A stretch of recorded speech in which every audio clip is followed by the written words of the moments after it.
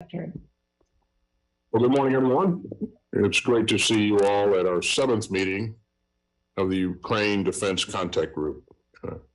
And I'll join Secretary Wallander in thanking my good friend, Ukrainian Minister of Defense, Alexei Reznikov, for his exceptional leadership and for joining us again today. Let me also welcome Ukraine's Deputy Chief of Defense, Lieutenant General Moishuk. It's great to have you with us. Your presentations are vital for our common understanding of the battlefield and Ukraine's most critical needs. It's also great to be back with this group of outstanding allies and leaders. You have been stalwart in your support of Ukraine's inalienable right to defend itself from Russian aggression. Once again, Russia has been launching missiles against Ukraine's cities and Ukraine's civilians.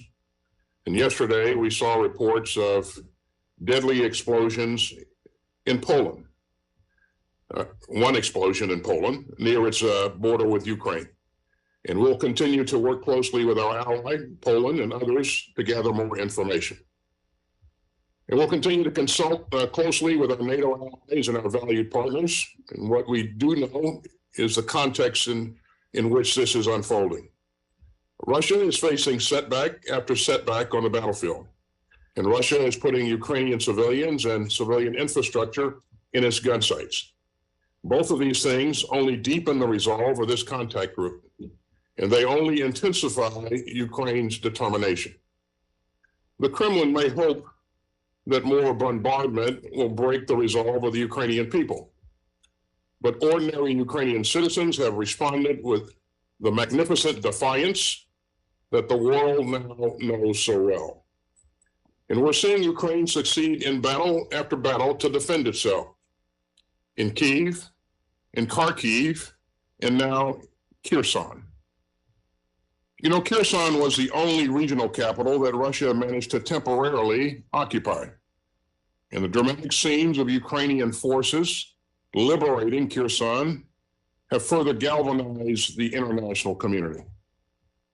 Neither sheer force nor sham annexation attempts can defeat the determination of the Ukrainian people to live in a free and sovereign country. And this contact group will continue to show our unified support for Ukraine's self-defense. We're going to maintain our momentum throughout the winter so that Ukraine can continue to consolidate gains and seize the initiative on the battlefield. Ukrainian troops are fighting with even greater tenacity and determination. And thanks to the many contact group members who have committed new donations, Ukraine's defenders are fighting with even more key capabilities. And to showcase how important these donations are, our NASAMS air defense systems are now operational. And they have had a 100% success rate in interrupting Russian missiles as the Kremlin continues its ruthless bombardment of Ukraine, including yesterday's attacks.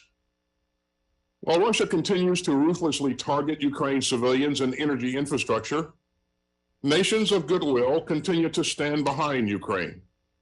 And Russia's cruelty only strengthens our resolve. As President Biden has made clear, the United States will support Ukraine for as long as it takes. And that's why we announced another Ukraine Security Assistance Initiative package of $400 million this month. And just last week, we announced an additional $400 million in equipment through Presidential Drawdown Authority. And that brings U.S. security assistance to a total of $18.6 billion since the start of Russia's all-out invasion. And both of these packages will provide much needed capabilities for the near-term fight and for the long-term sustainment of the Ukrainian armed forces. And that just underscores the role of this contact group as a crucial forum to continue coordinating our enduring support with other nations of goodwill. For example, since our last contact group, 7 countries have either delivered critical air defense systems to Ukraine or committed to sending them.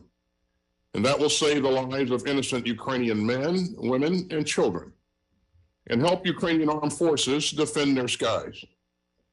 And meanwhile, the United States, the Netherlands, and the Czech Republic are working together to provide 90 overhaul T-72B tanks to Ukraine.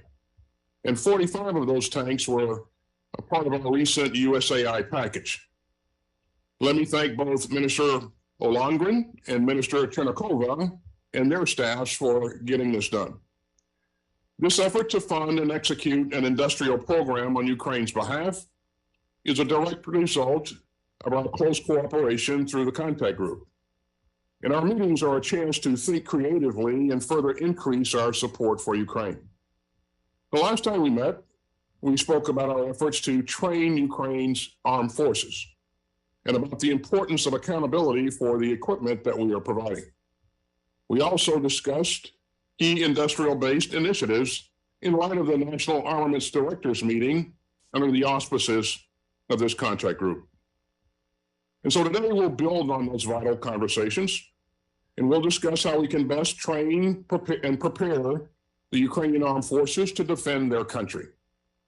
Collective and individual training efforts will help ensure that Ukraine can continue to consolidate its gains and keep up its momentum on the battlefield even throughout the winter. I'm also looking forward to hearing from ministers about industrial-based initiatives stemming from the National Armaments Directors working groups. And these efforts will help us to more effectively source, produce, and procure key capabilities for Ukraine's self-defense. These conversations will be even more crucial as Ukraine enters a hard winter. We must do more to meet Ukraine's urgent air defense needs, which can help protect Ukraine's energy infrastructure and provide heat for its children. So today we've got a big agenda, and I look forward to making good progress. We're inspired by the resilience of the Ukrainian people, and we're inspired by the unity of this contact group. You have all shown enduring resolve, both to help Ukraine fight for its freedom and to defend the rules-based international order that keeps us all secure. Thank you again for your commitment to this cause. And so now we'll pause for just a minute while our friends in the media depart, and then we'll hear from our Ukrainian colleagues.